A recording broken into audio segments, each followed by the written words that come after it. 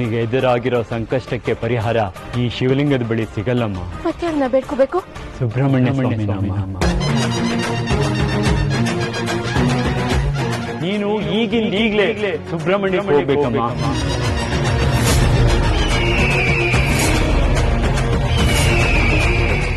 ಯಾಗದ ಅರ್ಧ ಭಾಗ ಈಗಾಗಲೇ ಮುಗಿದಿದೆ. ಆದಿಶೇಷನ ಅನಾವರಣ ಇವತ್ತೇ.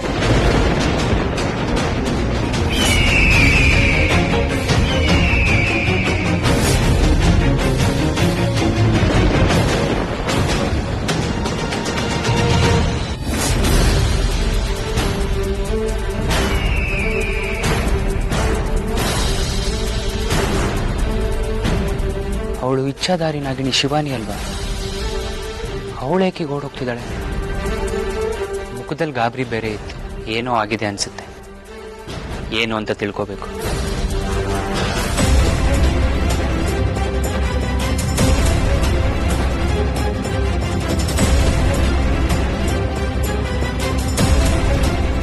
ವಾಸುಕಿ, ಅನಾಹುತ ಆಗೋಯ್ತು.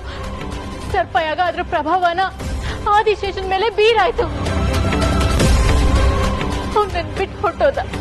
ಅವನ್ಗೆ ಏನ್ ನಡೀತಿದೆ ಅಂತಾನೆ ಗೊತ್ತಾಗ್ತಿಲ್ಲ ಅನ್ಸುತ್ತೆ. ಅವನ ದೇಹದ ಮೇಲೆ ಅವನು ನಿಯಂತ್ರಣ ಕಳ್ಕೊಂಡಿದ್ದಾನೆ ವಾಸುಕಿ.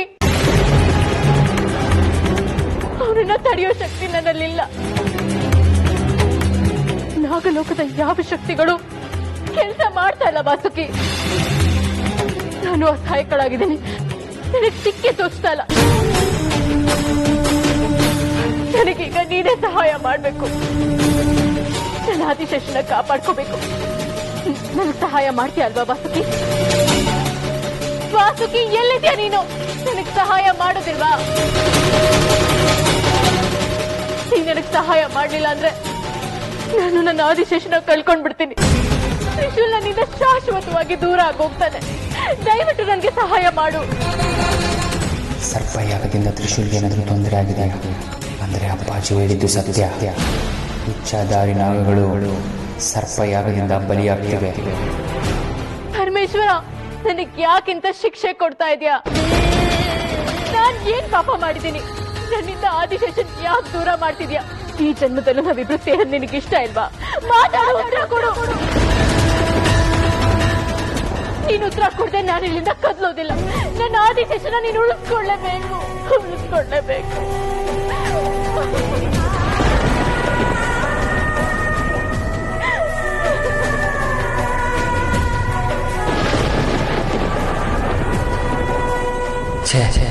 ಇದೇನು ಹೀಗಾಗೋಯ್ತು? ಸರ್ಪಯಾಗದಿಂದ ಆದಿಶೇಷ ಜೀವ ಕಳ್ಕೊತಾನೆ. ಮತ್ತೆ ಆ ಮನೆಗೆ ಸೂತ್ಕ ಆವರಿಸ್ಕೊಳ್ಳುತ್ತೆ. ಇವಾಗಲೇ ಒಬ್ಬ ಅಣ್ಣನ ಕಳ್ಕೊಂಡ್ರೆ ರೀನಾ ತುಂಬಾ ನೋವಿನಲ್ಲಿದ್ದಾಳೆ. ಹೇಗಾದ್ರೂ ಮಾಡಿ ನಾನು ಅವ್ರಿಗೆ ಸಹಾಯ ಮಾಡಲೇಬೇಕು.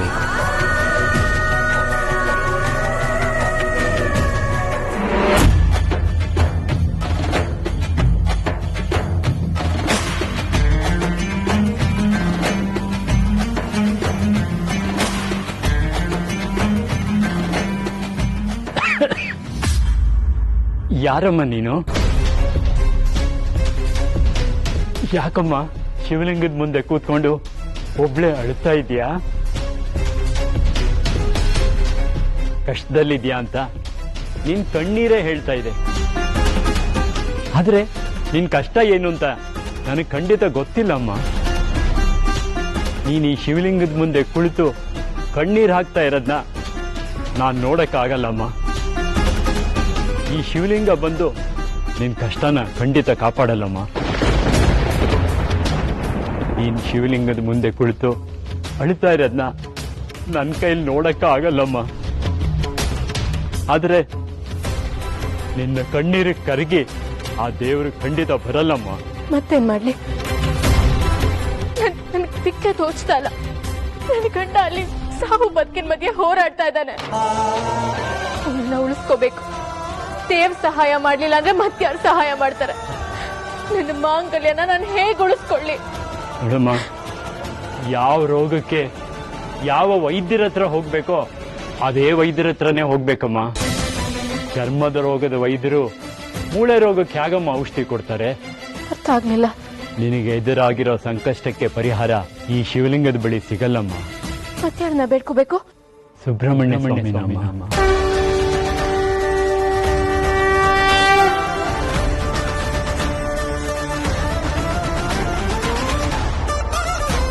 ನಿನ್ ಗಂಡನ್ ಪ್ರಾಣ ಉಳಿಬೇಕು ಅಂದ್ರೆ ನೀನು ಈಗಲೇ ಸುಬ್ರಹ್ಮಣ್ಯಕ್ಕೆ ಹೋಗ್ಬೇಕಮ್ಮ.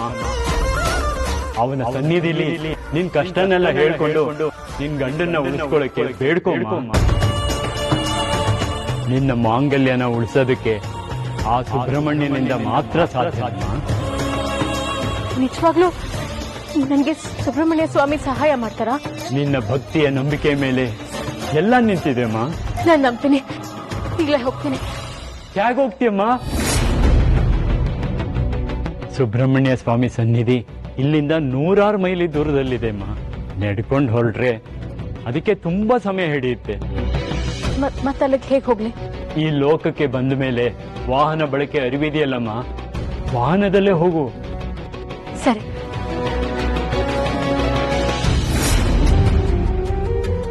ಇವ್ರಿಗೆ ನನ್ನ ಬಗ್ಗೆ ಹೇಗೆ ಗೊತ್ತು? ಅರೆ, ಇಲ್ಲೇ ಇದ್ರಲ್ಲ, ಅಷ್ಟು ಬೇಗ ಎಲ್ಲಿ ಹೋದ್ರು? ಅವ್ರು ಯಾರಾದ್ರೂ ಆಗಿರ್ಲಿ, ಮೊದಲು ನಾನು ನನ್ನ ಆದಿಶೇಷನ ಉಳಿಸ್ಕೋಬೇಕು.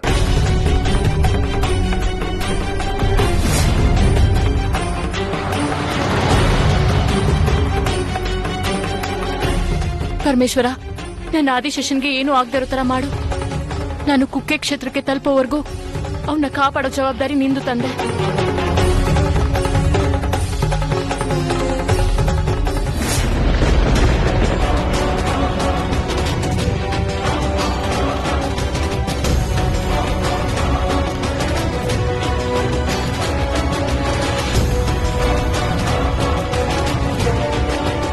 ಯಜಮಾನರು ಆದಿಶೇಷನ ಸಾಯಿಸಿದ್ರೆ ಸಾಕು, ಇದರಿಂದ ನಮಗೆ ತೊಂದರೆ ದೂರ ಆಗುತ್ತೆ. ನನ್ನ ಮಗ ತ್ರಿಶೂಲ್ಗೆ ಇನ್ಯಾವ ಭಯನೂ ಇರಲ್ಲ.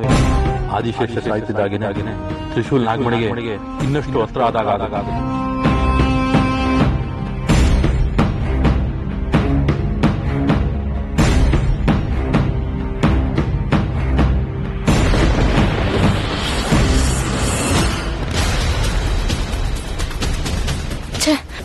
ನಾನಿನ್ನ ತುಂಬಾ ದೂರ ಹೋಗ್ಬೇಕು. ನಾನು ಹೋಗೋಷ್ಟರಲ್ಲಿ ಆದಿಶೇಷನ್ಗೆ ಏನಾದ್ರೂ ಆಗೋದ್ರೆ ಪರಮೇಶ್ವರ, ನಾನು ಏನ್ ಮಾಡ್ಲಿ? ಸರ್ಪಯಾಗ ಹೇಗ್ ನಡೆಯುತ್ತೆ ಅಂತಾನೂ ನನಗೆ ಗೊತ್ತಿಲ್ಲ. ಅದರಿಂದ ಆಗೋ ಪರಿಣಾಮ ಮಾತ್ರ ಗೊತ್ತಿದೆ. ಏನಾದ್ರೂ ಅನಾಹುತ ಆಗೋದ್ರೆ ಇಲ್ಲ, ಆದಿಶೇಷನ್ಗೆ ಎದುರಾಗಿರೋ ಮೃತ್ಯುವಿನಿಂದ ಅವನು ಪಾರಾಗ್ಬೇಕು. ಮೃತ್ಯುಂಜಯ, ನೀನೇ ನನ್ನ ಆದಿಶೇಷನ ಕಾಪಾಡ್ಬೇಕು.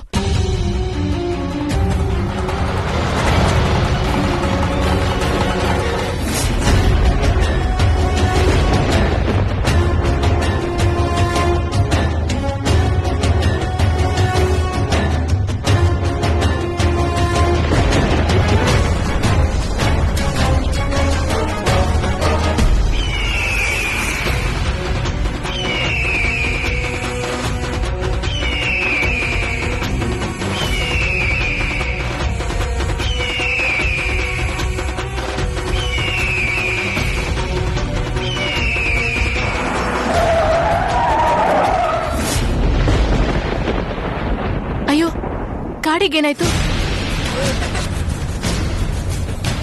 ಅಯ್ಯೋ, ಗಾಡಿ ಬೇರೆ ಅರ್ಧ ಕೈ ಕೊಡ್ತಲ್ಲ. ಏನ್ ಮಾಡೋದೀಗ?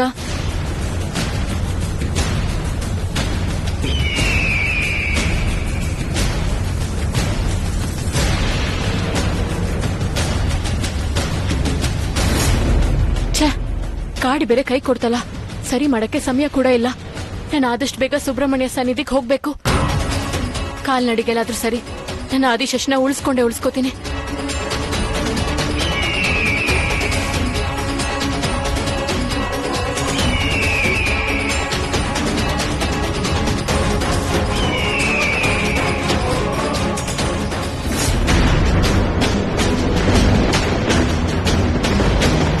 ಬಾಬಾ, ಅವನ್ನ ಬೇಗ ಮನುಷ್ಯ ರೂಪಕ್ಕೆ ತರಿಸಿ. ನಂಗೆ ತಡ್ಕೊಳಕ್ಕಾಗ್ತಿಲ್ಲ. ತಾಳ್ಮೆ ಇರಲಿ ದಿಗ್ವಿಜಯ. ಆತುರ ಪಟ್ಟರೆ ಆದಿಶೇಷನ ನೋಡುವ ಅವಕಾಶವೇ ಸಿಗುವುದು. ಹಾಗಾಗೋದ್ ಬೇಡ, ತಾಳ್ಮೆಯಿಂದ ಕಾಯ್ತೀನಿ.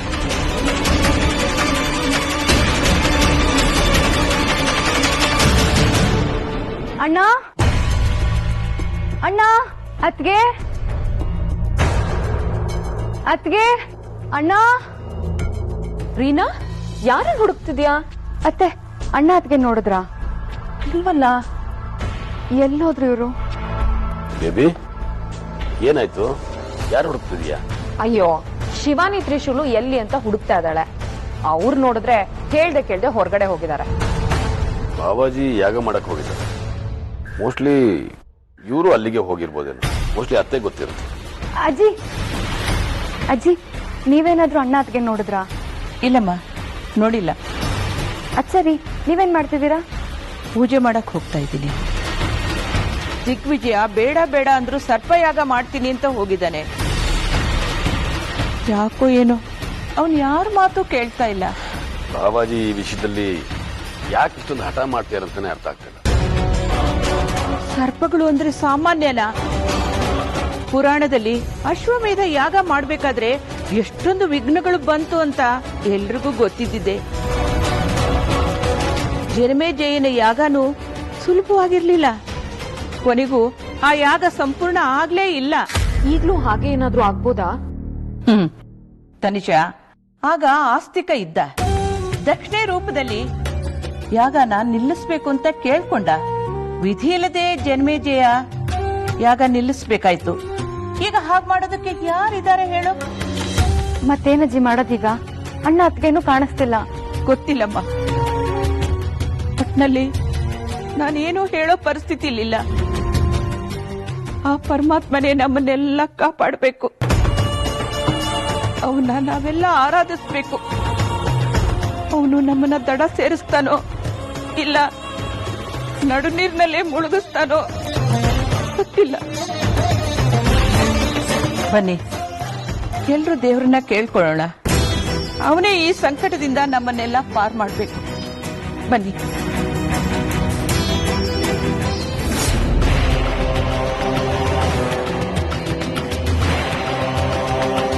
ಪರಮೇಶ್ವರ, ನನ್ನ ಆದಿಶೇಷನ್ಗೆ ಏನೂ ಆಗದೆ ಇರ್ಲಿ. ನನ್ ಕುಕ್ಕೆ ತಲುಪೋವರೆಗೂ ಆದಿಶೇಷ ಅವ್ರ ಕೈಗೆ ಸಿಗ್ಬಾರ್ದು. ಓಂ ತ್ರಯಂಬಕಂ ಯಜಾಮಹೇ ಸುಗಂಧಂ ಪುಷ್ಟಿವರ್ಧನಂ ಉರ್ವಾರುಕಮಿವ ಬಂಧನಾತ್ ಮೃತ್ಯೋರ್ಮೃಕ್ಷೀಯ ಮಾಮೃತಾತ್. ಹೋದ ಜನ್ಮದಲ್ಲೂ ಆದಿಶೇಷನ್ ನಾವೇ ಸಾಯಿಸಿದ್ವಿ. ಈ ಜನ್ಮದಲ್ಲೂ ಆದಿಶೇಷನ್ ನಾವೇ ಸಾಯಿಸ್ತಾ ಇದ್ದೀವಿ. ಅವನ ಹಣೆಯಲ್ಲಿ ಅದೇ ಬರೆದಿದೆ ಅನ್ಸುತ್ತೆ. ಇವನು ಪೂರ್ತಿ ಮನುಷ್ಯನ ರೂಪಕ್ಕೆ ಬರಲಿ ಅಂತ ಕಾಯ್ತಾ ಇದ್ದೀನಿ ನಂದೀಶ. ಒಂದು ತಕ್ಷಣ ಸಂಹಾರ ಮಾಡ್ತೀನಿ. ನನಗೆ ಹಾವು ಅಂದ್ರೆ ಭಯ ಆಯ್ತು ಯಜಮಾನ್ರೆ. ಈಗ ಯಾಕೋ ನನಗೆ ಭಯನೇ ಇಲ್ಲ. ಯಾವಾಗ ಇಚ್ಛಾಧಾರಿ ನಾಗಗಳು ತ್ರಿವಿಕ್ರಮನ ಸಾಯಿಸಿದೆ ಅಂತ ಗೊತ್ತಾಯ್ತೋ ಅವಾಗಲೇ ಈ ನಿರ್ಧಾರ ಮಾಡಿದೆ. ಯಾವುದೇ ಕಾರಣಕ್ಕೂ ತ್ರಿವಿಕ್ರಮನ ಸಾಯಿಸೋಣ ಬಿಡಬಾರ್ದು ಅಂತ. ಇವನ್ನ ಸಾಯಿಸಿದ್ರೆ ತ್ರಿವಿಕ್ರಮನ ಆತ್ಮಕ್ಕೆ ಶಾಂತಿ ಸಿಕ್ಕತ್ತೆ. ಅವನ ಆತ್ಮ ಶಾಂತಿ ಸಿಗಬೇಕು ಅಂದ್ರೆ ಬರೀ ಆದಿಶೇಷ ಒಬ್ಬನೇ ಅಲ್ಲ, ನೀವು ಸಾಯ್ಬೇಕು ಯಜಮಾನ್ರೆ. ಬಾಬಾ, ಇನ್ನೂ ಎಷ್ಟೊತ್ತು? ನಾನಂತೂ ಆದಿಶೇಷನ್ ಮುಖ ನೋಡಕ್ ಕಾಯ್ತಾ ಇದ್ದೀನಿ. ಬೇಗ ಬಾಬಾ, ಇಷ್ಟು ದಿವಸ ನಮ್ಮ ಕಾಟ ಕೊಡ್ತಾ ಇದ್ದಾನ ನೋಡ್ಬೇಕು. ಅವನ್ನ ಬಲಿ ಕೊಡ್ಬೇಕು. ಇನ್ನು ಸ್ವಲ್ಪ ಸಮಯ ಅಷ್ಟೇ. ಯಾಗದ ಅರ್ಧ ಭಾಗ ಈಗಾಗಲೇ ಮುಗಿದಿದೆ. ಆದಿಶೇಷನ ಅನಾವರಣ ಇವತ್ತೇ.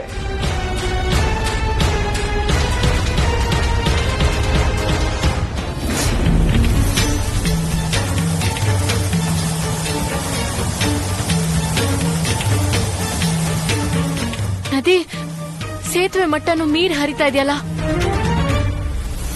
ಪ್ರಕೃತಿನೂ ನನ್ ಮೇಲೆ ಮುನ್ಸ್ಕೊಂಡಿದ್ಯಾ? ಪ್ರಕೃತಿ ತಾಯಿ, ನಾನು ನಿನ್ಗೇನ್ ಅನ್ಯಾಯ ಮಾಡಿದೀನಿ ಅಂತ ನನ್ ಮೇಲೆ ಹೀಗೆ ಕೋಪ ಮಾಡ್ಕೊಂಡಿದ್ಯಾ? ನಾನೀಗ ಸುಬ್ರಹ್ಮಣ್ಯ ಸ್ವಾಮಿ ಸನ್ನಿಧಿಗೆ ಹೋಗ್ಲೇಬೇಕು. ಇಲ್ಲಾಂದ್ರೆ ನನ್ನ ಆದಿಶೇಷನ ಉಳಿಸ್ಕೊಳಕ್ ಆಗೋದಿಲ್ಲ. ಇಷ್ಟು ವರ್ಷ ನಾನು ಪಟ್ಟ ಕಷ್ಟ, ನನ್ನ ಶ್ರಮ, ನನ್ನ ಹೋರಾಟ, ಆದಿಶೇಷನ್ಗೋಸ್ಕರ ಮುಡುಪಾಗಿಟ್ಟಿರೋ ನನ್ನ ಪ್ರೀತಿ ಎಲ್ಲಾನು ನಾಶವಾಗೋಗುತ್ತೆ. ನಾನು ಅಷ್ಟು ಹೋರಾಟ ಮಾಡಿ ನನ್ನ ಆದಿಶೇಷನ ಪಡ್ಕೊಂಡ್ರು ಅವನ ಜೊತೆ ಬದುಕೋಕ್ ಆಗ್ತಿಲ್ಲ ನನ್ಗೆ. ಆದಿಶೇಷ ಅಲ್ಲಿ ಸಾವು ಬದುಕಿನ ಮಧ್ಯೆ ಹೋರಾಡ್ತಾ ಇದ್ದಾನೆ. ಪ್ರಕೃತಿ ತಾಯಿ, ನನ್ನನ್ನ ಕಾಪಾಡ್ಕೋಬೇಕು. ದಯವಿಟ್ಟು ನನಗೆ ಸಹಾಯ ಮಾಡು.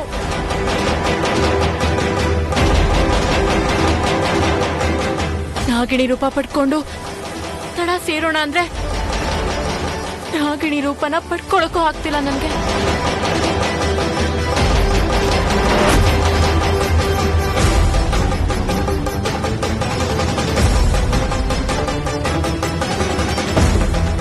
ಮಗ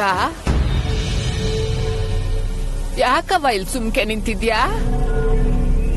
ಓ ನದಿ ದಾಟ್ಬೇಕಾ? ಹೌದು. ಅದು ಅಷ್ಟೊಂದ್ ಸುಲಭ ಅಲ್ಲ ಕಣವ್ವ. ನೀನು ಶತ್ರುಗಳು ಹೆಣೆದ ಬಲೆನಲ್ಲಿ ಸಿಕ್ಕಾಕೊಂಡಿದ್ಯಾ. ಅವ್ರು ಆಡಿಸ್ದಾಗ ಆಡೋದಷ್ಟೇ ನಿನ್ ಕೆಲ್ಸ. ನಿನ್ ಸ್ವಂತದ್ ಯಾವ್ದು ಪ್ರಯೋಜನಕ್ ಬರಲ್ಲ. ಏನ್ ಹೇಳ್ತಾ ಇದ್ದೀರಾ ನೀವು? ಯಾರ್ ನೀವು? ನಿನ್ ಹಿತೈಷಿ ಅಂತ ತಿಳ್ಕೊ. ನಿನ್ ಗಂಡನ್ ಪ್ರಾಣ ಕಾಪಾಡಕ್ ಬಂದಿರೋಳು ಅಂತ ತಿಳ್ಕೊ. ನೀವ್ ಸಹಾಯ ಮಾಡ್ತೀರಾ? ಈ ನದಿ ದಾಟೋಕೆ ನೀವ್ ನನಗ್ ಸಹಾಯ ಮಾಡ್ತೀರಾ? ಅಲ್ಲ ಕಣ್ಮಗ, ನಿನ್ನ ಕೈಲೇ ದಾರಿ ಇರ್ಬೇಕಾದ್ರೆ ನಾನ್ ಯಾಕೆ ಸಹಾಯ ಮಾಡ್ಬೇಕು? ನನ್ ಕೈಯಲ್ಲ. ನೋಡು, ನಿನ್ ಗಂಡನ್ ಜೀವ ಕಳಿಬಾರ್ದು ಅಂತಿದ್ರೆ ನಿನ್ ಕೈಯಲ್ಲಿರೋ ಉಂಗ್ರಾನ ಕಳಿಸ್ಬೇಕು. ಉಂಗ್ರಾನ? ಹ್ಞೂ. ನನ್ ಕೈಲಿ ಯಾವ ಉಂಗ್ರಾನು ಇಲ್ವಲ್ಲ. ಅಲ್ಲ ಕಣ್ಮಗ, ನಿನ್ ಬಲಗೈಲಿ ಉಂಗ್ರದ್ ಬೆರಳ್ನಾಗೆ ಉಂಗ್ರ ಇದೆ. ಅದನ್ ತೆಗೆದು ನನ್ ಕೈಗಾಕು. ಆಗ ನಿನ್ಗೆ ದಾರಿ ಕಾಣಿಸ್ತೈತೆ.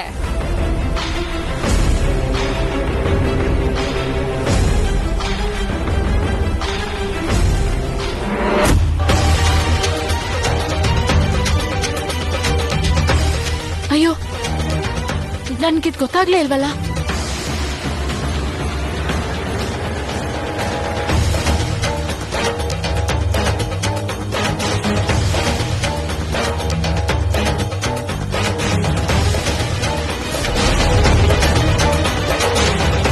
ಏನ್ ಯೋಚನೆ ಮಾಡ್ತಾ ನಿಂತಿದ್ಯಾ? ಈಗಾಗ್ಲೇ ತಡ ಆಗಿದೆ. ಸುಬ್ರಹ್ಮಣ್ಯನ್ ಸನ್ನಿಧಿಗೆ ಹೋಗಿ ನನ್ ಗಂಡನ್ ಕಾಪಾಡು ಅಂತ ಬೇಡ್ಕೋ. ಹೋಗು.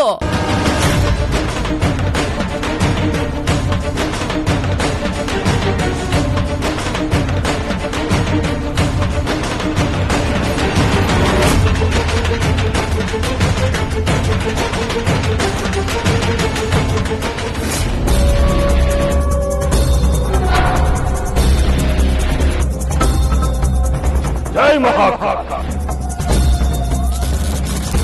ಮುಕ್ಕಾಲ್ ಭಾಗ ಮನುಷ್ಯನ ರೂಪ ಬಂದಾಯ್ತು ಯಜಮಾನ್ರೆ. ಇನ್ ಕಾಲ್ ಭಾಗ ಅಷ್ಟೇ. ಸಂಹಾರಕ್ಕೆ ಆಯುಧನು ಸಿದ್ಧ ಇದೆ. ನಾಗಮಣಿ ಮೇಲೆ ಆಸೆಗೆ ಭೂಮಿಗೆ ಬಂದವ್ರನ್ನ ಬರೀ ಕೈಲಿ ಕಳಿಸ್ತೀನಿ.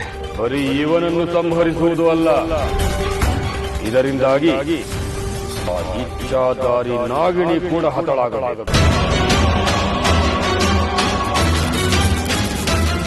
ಅದು ನಿನ್ನ ಗುರಿಯಾಗಿರಬೇಕು. ಖಂಡಿತ ಬಾಬಾ, ಇಬ್ಬರನ್ನು ಉಳಿಸಲ್ಲ.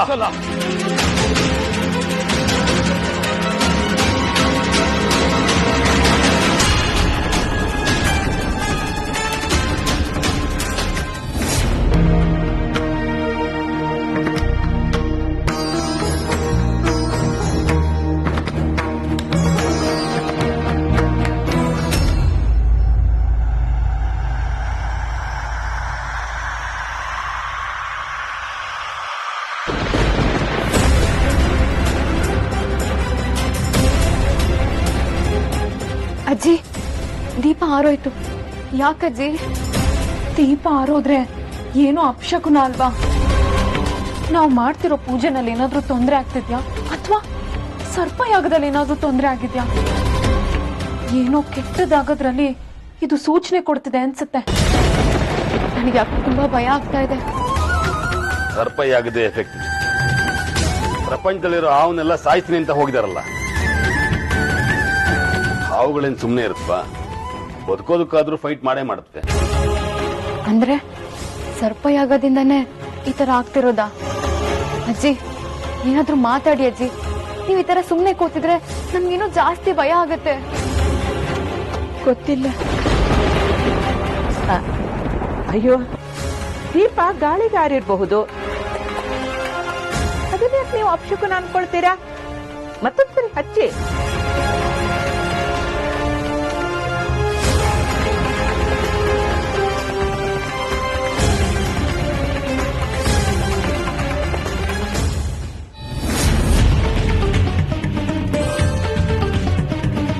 ಆದಿಶೇಷ,